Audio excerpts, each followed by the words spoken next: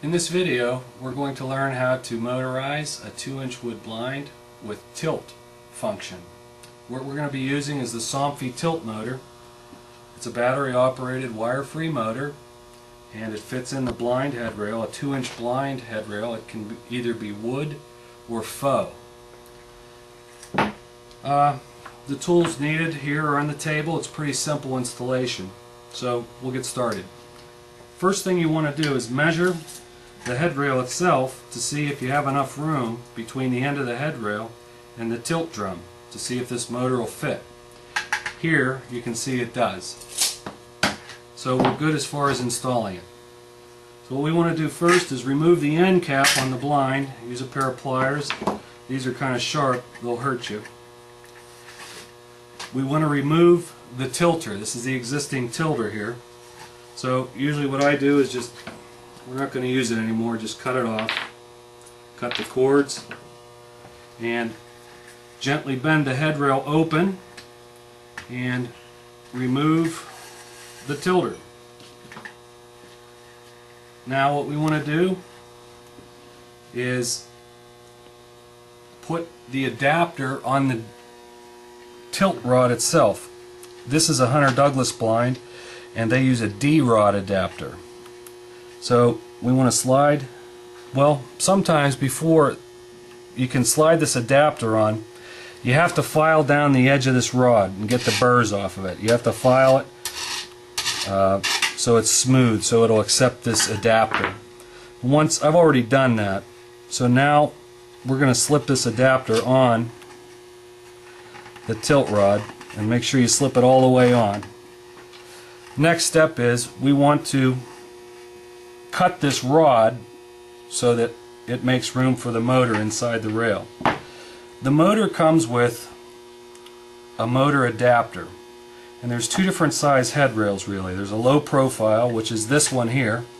This low profile will measure 1.5 inches in height. All of them measure 2 1/4 in width. So I have my headrail adapter here, and we want to stick our motor in the adapter and then slide this motor into the headrail, making sure that these guides are in the lip of the headrail here. And we want to put the adapter into the motor here and then slide the motor all the way in. And what I'm going to do is slide it about 1/4 inch past, because what's going to happen is we're going to put this back in here, and this will hold the motor in the headrail firmly. Now the next step we want to do is, with our tilt rod in the motor, and we're slid in here about 1/4 inch to allow for the headrail end cap here, we want to come over to this other end and slide off your headrail end cap here. Now your rod will actually be longer. What I've done is cut this for time's sake, but the rod was actually this long, and what I did is I marked 1/4 inch in and then slid this rod out and cut it with a hacksaw. Okay, you can cut it with a hacksaw, or you can cut it with these nippers. Quickest way is, you got a pair of nippers laying around, you can just nip the thing off, done.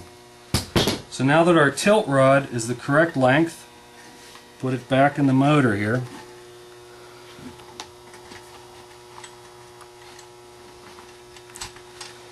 And we slide our end cap back on the headrail. And usually I just tap them on. You want to tap these things in, only because this is pretty sharp and it will cut you.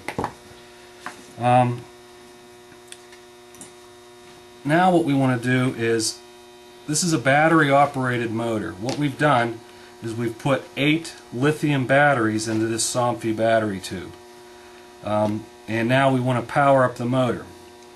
So what you get with the battery tube is a 10-inch lead, and then the power port for this motor is right here on the side. And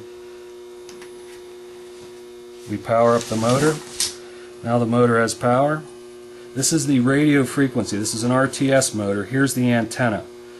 You can kind of guide this antenna through and under if you want. Get it out of the way for now. And we're going to put this head rail end cap back on. Now,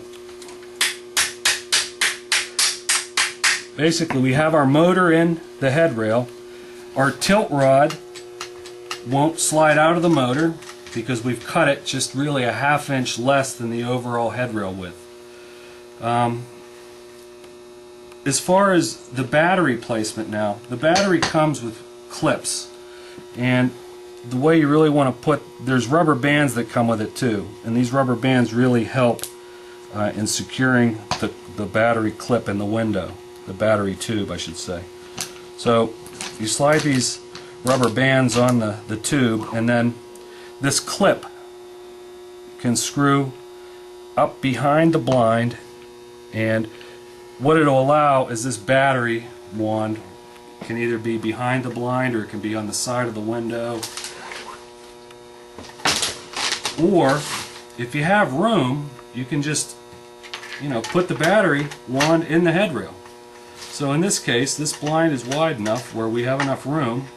We're just going to store this battery wand right inside the head rail, and we want to tuck our wiring inside the head rail. If you have some wire ties or zip strips, you can actually take up the excess and zip strip it. So our blind is motorized. The next step that we're going to do is program it.